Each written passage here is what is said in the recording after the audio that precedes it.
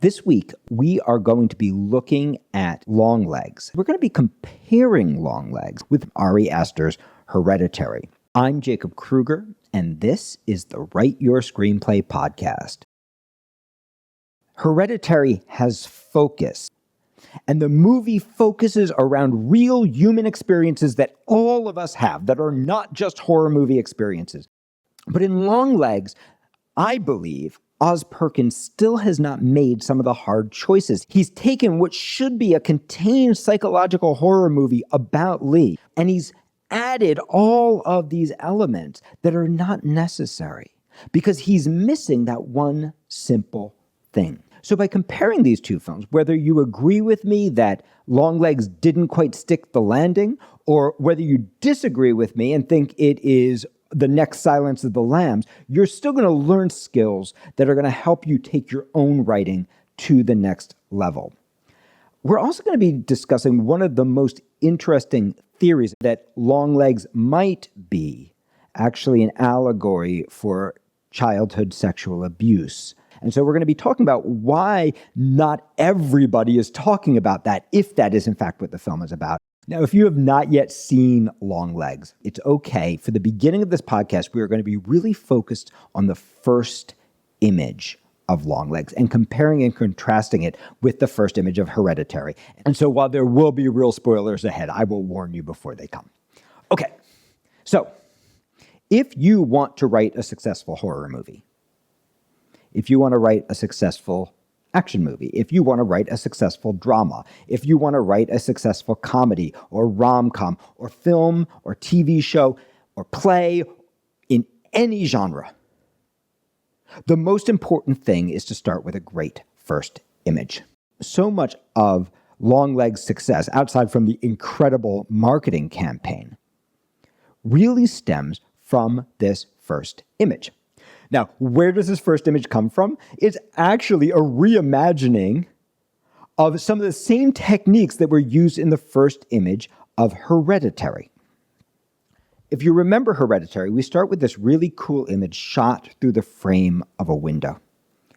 And then we pan over and we discover a room filled with dioramas.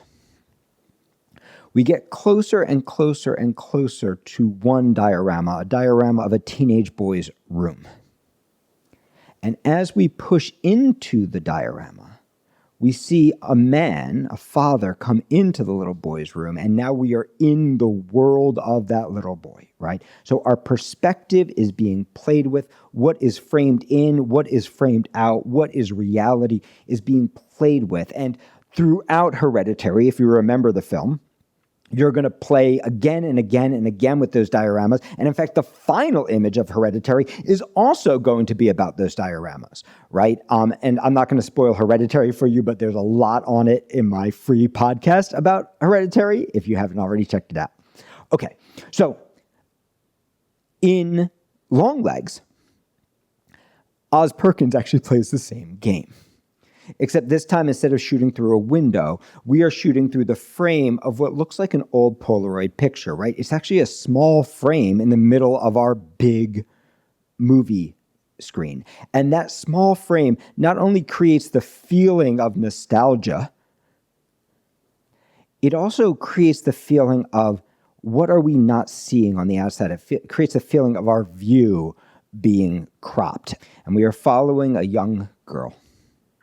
And we have the feeling that she is being watched by something outside of the frame as she walks through the snow, looking at this old 70s station wagon that has pulled up outside her home. And we can feel that she has some trepidation about that car. And when she turns from the car, there is a feeling that there is a presence there. There is something there that she can't see, right? Something cropped out from her view as well. And out of that, suddenly Longlegs appears, but he is cropped in a really unusual way. We can only see the bottom of his face, right? We can't get a full view. And he says something strange and mysterious about having worn his long legs today. And then he says, what if I, and he crunches down into the frame.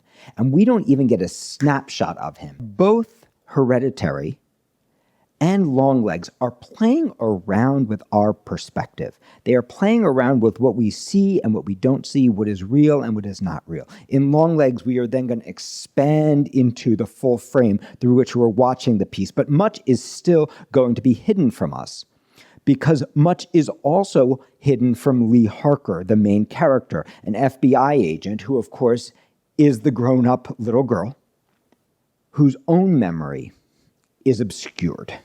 Now, Lee has some intuitive powers, maybe even some psychic powers. There are some sequences, again, shot through that interesting frame, right, where we see that the FBI has tested her for psychic powers. And she has an intuitive sense that is guiding her to know a serial killer is in this house. She is recruited by Agent Carter, an old veteran. We've seen this character before, but he's an old veteran FBI agent who recognizes her intuitive talents and wants to harness them to track down a particularly nasty killer. All he knows about the MO of this killer is that this killer is inspiring normal fathers to kill their families, and that all of the families have a child whose birthday happens on the 14th, right? So this is what we know. We also know that despite the fact that the fathers carry out the murder, there's always a letter in some kind of weird cipher that we don't understand and that the FBI doesn't understand that is signed Longlegs. So they know that even though he is not present at the murders, kind of like a Manson character, right?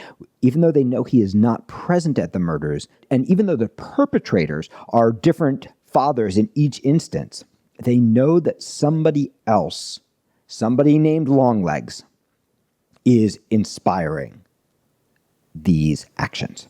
Okay.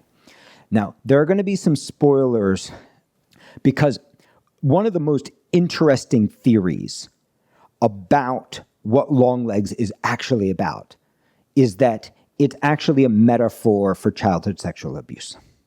Because one of the interesting things about Lee Harker is that she doesn't remember her abuse, a hallmark of traumatic childhood sexual abuse. And as the piece continues and we get to know Longlegs, Longlegs is always talking about working for the man downstairs, right? And we assume that the man downstairs is Satan because that's what he is telling us.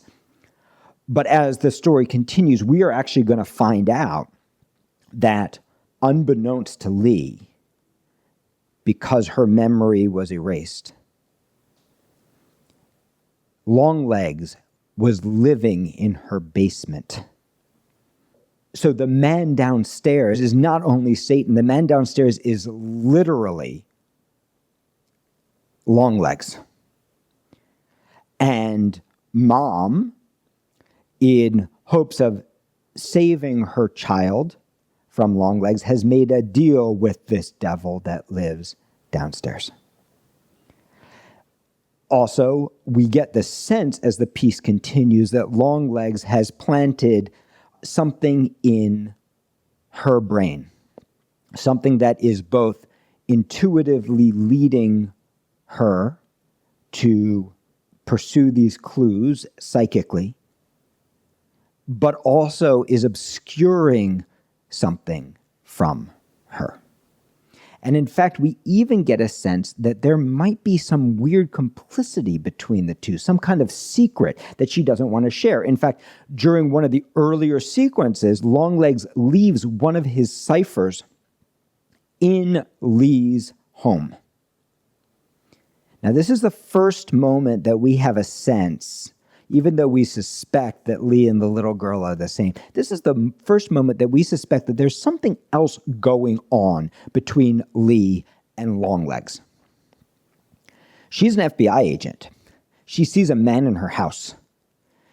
Left on her desk is a birthday card that says, "Do not open until your birthday." And Lee does not call her boss. Lee does not call the forensic team. Lee opens the card herself, finds and deciphers a cipher that basically tells her that Longlegs will kill her mother if she tells anyone. And she does not tell anyone. She keeps that letter secret, right? So we have all the complexities of abuse here, right? We have a man downstairs who the mother has formed an odd deal with that she believes protects her and her daughter, right? But actually puts her daughter at intense risk. We have a complicity between the child, right, who is carrying the shame for whatever happens, and we don't ever know what happens, right? But who is carrying the shame and keeping the secret, even as she tries to track down what really happens. And we have the obscuring from view captured through the framing of these shots, where Lee cannot actually remember that he was even there. We get all kinds of subtle things too. For example, during her FBI testing, she's shown a triangle, the sign of the devil, and she associates it with father, right? We have a lot of other things going on. But so here's what's really interesting about Longlegs, right? We feel like we are solving a puzzle into the mind of the main character. It's the story of an FBI agent trying to track down a serial killer. But the real mystery is happening in her own mind, right? It's really a story of what she is obscuring from herself. And this is a fascinating beginning to a film. Now, very few people have actually picked up the idea of the sexual abuse. You have to go pretty deep into Reddit to find people who are talking about this. But even if we don't make that connection, and we'll talk later about why it's obscured. Even if we don't make that connection, we are enjoying the mystery unfolding. We are watching everything from the point of view of a woman who is somehow connected, but not acknowledging, who is somehow both aware and not aware, psychically connected and psychically obscured, right? We are watching a procedural, a detective drama about tracking down a serial killer nested within an unreliable main character who is not at peace with her own memories, and we are slowly learning that there's something else going on that we don't understand. All that is really cool, and it's enough to allow us to fall in love with Longlegs and forgive some of the choices that are made later in the script, because an interesting thing happens later in the script. Later in the script, there is an abrupt moment where we change point of view, where suddenly we are no longer in Lee. We are now watching Longlegs. And we are now learning the story of Longlegs by watching him rather than watching the point of view unfold to Lee. And so this is the first lesson that I want you to take from Longlegs. To the degree you can, anytime you cut away from your main character inside of a noir drama, a detective story, a mystery, anytime you cut away from your main character, even in an action movie, oh, here are the villains and here's what they're planning. Anytime you cut away from the perspective of your main character, you undo the psychological complexity of what's going on. You take the audience out of figuring out what's happening, and suddenly you start spoon feeding to them. For me, at that moment in Longlegs, despite Nick Cage's awesome performance and the badass makeup and the general creepiness and all the cool stuff that's happening, for me, that was the first moment where I realized, oh, the air has been let out of the balloon. This is moving from a deep exploration of the landscape inside this character's brain into some standard devil-worshipping horror movie crap. At the end of the film, and here comes the big spoiler, we are going to find out that Lee's mom, when Lee was just an infant baby, made a deal with the devil. We're going to find out that Longlegs showed up at their house, wanting to claim Lee, who also has a birthday on the 14th. Now, why exactly is not clear. Lee doesn't have a dad, right? So she doesn't fit the MO of everything else. But I would suggest that the name Longlegs, the first thing you think of is Daddy Longlegs Spider. Longlegs shows up and makes a deal with Mom. Mom, in order to save her daughter, needs to let him live in the basement secretly, and they're going to make these weird dolls that look like little girls who are born on the 14th, and even one doll is going to be made for Lee, and these dolls have these metal balls in their head, which I think are representative of that influence, right? We'll later find out that they're the devil is in those balls in some way. They have these weird metal spheres, right? And she has to dress up as a nun and bring these dolls into people's houses. And when she does, the fathers go crazy. She has to witness the murder, and that's what keeps Lee safe. Now, this is a lot of exposition, and it's one of the things that doesn't work in the movie. Now, I had not read the script, but from reading about it, it sounds like in an early draft, all this was delivered in a big expository monologue. And then after shooting it, they realized the big expository monologue didn't actually work. And then using other footage, they pieced together a flashback sequence to go along with the monologue to give us something pretty to look at. But I'd suggest that the real reason it doesn't work is that it is spinning out from the central metaphor into a bunch of expository detail, right? It is explaining the movie rather than letting us experience it. So now we get to talk about Hereditary. So Hereditary is also, at the center of it, we have a mother figure who is complicit, right? In Longlegs, it's Lee's mom. In Hereditary, it is Annie's mom. Annie is the Toni Collette character, right? Both movies focus on a woman who is at the center of a demonic plan that she did not ask for or control. Both movies are about a woman who has their own psychological problems that they ascribe to some kind of weakness, but that are actually the manifestation of somebody else's plan. In Longlegs, the plan was hatched by Longlegs and Mom. In Hereditary, the plan was hatched by the grandmother. In Longlegs, the plan is to get daddies to kill their kids. In Hereditary, the plan is to allow the spirit of the devil in the form of Paimon to inhabit the body of the elder brother Peter, right? The biggest victim in the family. In both movies, the characters are being controlled by forces beyond them. But there is a big frickin' difference. In Hereditary, we see almost everything through the eyes of the family, right? We're watching through the eyes primarily of Annie. We're watching through the eyes of Peter, right? We're watching through the eyes of Charlie, the sister who dies.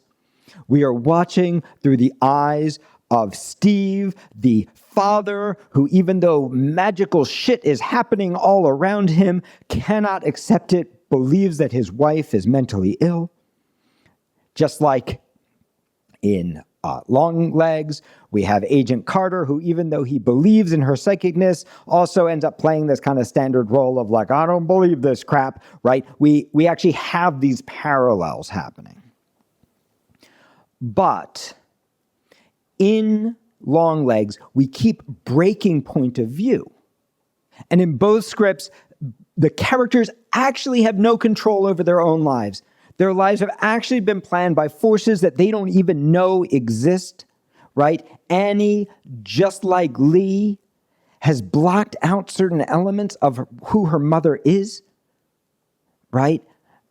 She both knows and doesn't know, just like Lee. But in Hereditary, we are watching her put it together as we watch her go through genuine grief, asking the question of, can I escape what I have inherited psychologically, but also the choices of my mother. In Hereditary, all the exposition ends up really boiling down to one book with an image of Paimon. We basically need one image and a little quote about who Paimon is, and bang, we, the audience, put it together as she's putting it together. In Longlegs, we're treated to an epic monologue describing all these details. But the details don't end up, for me, landing. They don't end up adding up to anything. They don't end up meaning anything. The incredible trick ending in Hereditary makes me ask questions about free will versus determinism, about fate versus choice, about the nature of suffering, about the nature of psychological challenges and illnesses, about the nature of mental illness and what is passed down in families. It makes me ask these questions as I figure out, as the audience, what is happening, because I'm watching through the eyes of characters who don't know what's happening. For the first half of Longlegs, the same thing is happening, and I'm having a great time doing it. And then suddenly, the information is being spoon-fed. In Hereditary, all the information actually gets simplified down to one image.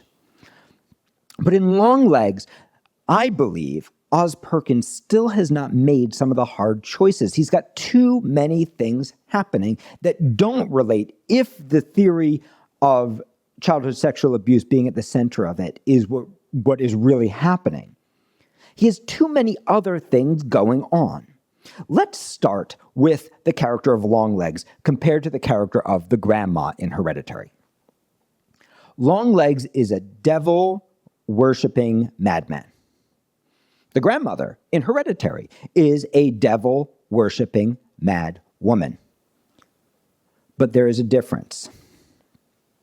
In Hereditary, in one sentence, we learn that whoever brings Paimon into the male form that he covets will inherit riches. We actually understand what Grandma wants.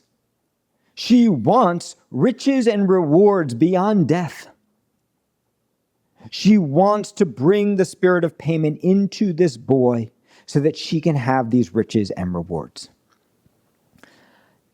Try to tell me what Longlegs wants, and you will probably find that you can't. We know that he's a devil worshiper. We know that he's pure evil, but we don't actually understand the personal desire underneath the pure evil, right? It's just evil for evil's sake. He, in fact, despite the fabulous makeup and the fabulous acting, is really just a mustache-twirling villain trying to torture the main characters, right? Now, maybe this is something that you believe in, right? Some people do believe that Satan is just there to tempt and torture us. But I believe when we're constructing characters, even evil characters, we want to step into their want. We want to really understand their want. And in fact, if we did understand their want, if we did understand whatever connection actually exists, if we did have some sense of how Longlegs and his victim, Lee, the victim at the center of all this, the one whose house he chooses to live in the basement of, right? The woman whose house he chooses to be the man downstairs for. If we understood that, if we understood that attraction, you could see, suddenly that complicated theory would make a lot more sense.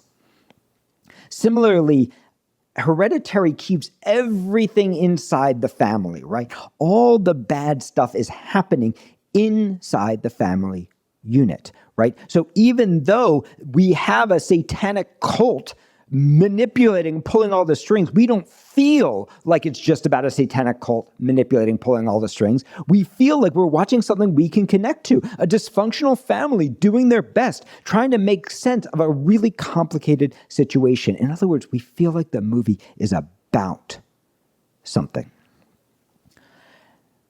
Hereditary has focus. Despite everything being so complicated, the movie starts when Grandma dies, and then Charlie is decapitated.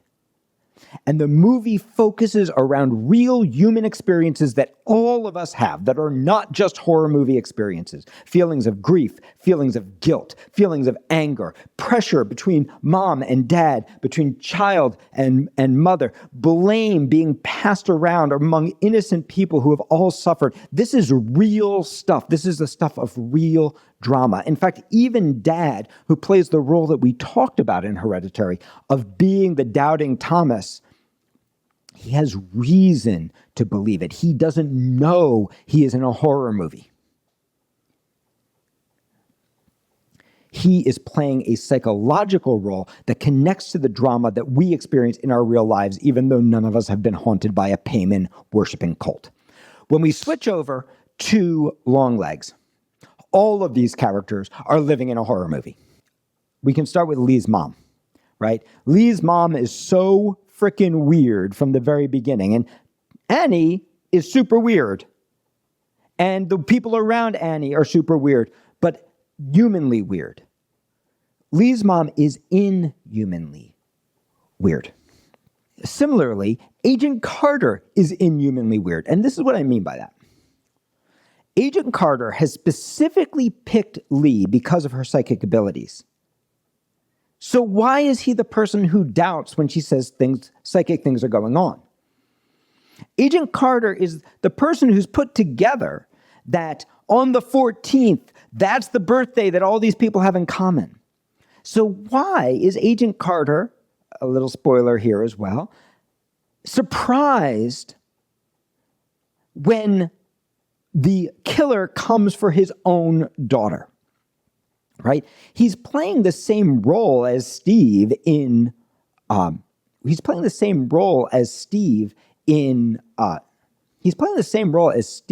Hereditary. But Steve's role is motivated, whereas I can't actually tell you what Carter wants. Does Carter want to tap into the psychic realm in order to get this killer? Or does Carter want to believe that the world is governed by specific rules? Does Carter believe, like Steve does about Annie, that Lee is mentally ill? It doesn't seem like it. So why is he putting up these obstacles? Why is he unaware of what is going on? Why is he always doubting her? Right? So these characters are unreal because their wants are unclear. We can see the same thing in the mom character. Right? In Hereditary, we have an incredibly complicated mom. We have a mom who gave her daughter to her sick mother because she didn't want to give up her son, and who carries the guilt for that. We have a mother who is sleepwalking, who has dreams and that get activated of setting her child on fire and doesn't understand why, who has an anger and a hatred towards her son, who blames him for the death of her daughter, who wants something complicated and human from him, and her actions, despite her lack of knowledge about it, are being governed by her really, really creepy mother, creepy grandma, who also has clear human wants, even though they're taking place in a supernatural world. But if we look at Lee's mom, Ruth, I don't know what the hell Ruth wants, right? Even after Longlegs is dead, it's completely unclear what Ruth is actually doing. Is she still trying to protect her daughter? I mean, she shoots the doll and smoke comes out of it. Is she trying to free her daughter? Is she trying to protect her daughter? Has she become a devil worshiper? Does she now believe in Longlegs? Does she believe this is the only way to keep her daughter safe? Is she enjoying this? Is she just acting like an automaton? Is she inhabited by the devil? We don't know what she wants. She is acting out a horror movie. Whereas in Hereditary, all of the characters are acting out a human drama. So this is the next lesson I want you to take. Doesn't matter if you're writing an action movie, a comedy, or a horror film like this. Doesn't matter if it's a Satan-worshiping cult controlling the world or a psychological horror that takes place in the human mind. It doesn't matter. If you've lost track of your character's want, if you cannot tell somebody simply exactly what your character wants, you are not getting the most out of your movie. You're not getting the most human drama out of it. Now let's take that even further. As we discussed, the concept of what's going on in Hereditary has been streamlined down to the simplest possible answer, right? This cult, despite being weird, have actually taken the most direct approach to get what they want. Whereas if we actually look at what exactly is Longlegs' plan, it is really hard to figure out what the hell he's doing. Why is it necessary to have a ball in the head of a doll? Why is it necessary for him to put a girl into a coma and then bring her back to life? Why is it necessary to have a woman dress up like a nun and bring the doll in? Why can't he bring the doll in himself? Why is the doll necessary? Why is Lee necessary? Why is this the house he chose, right?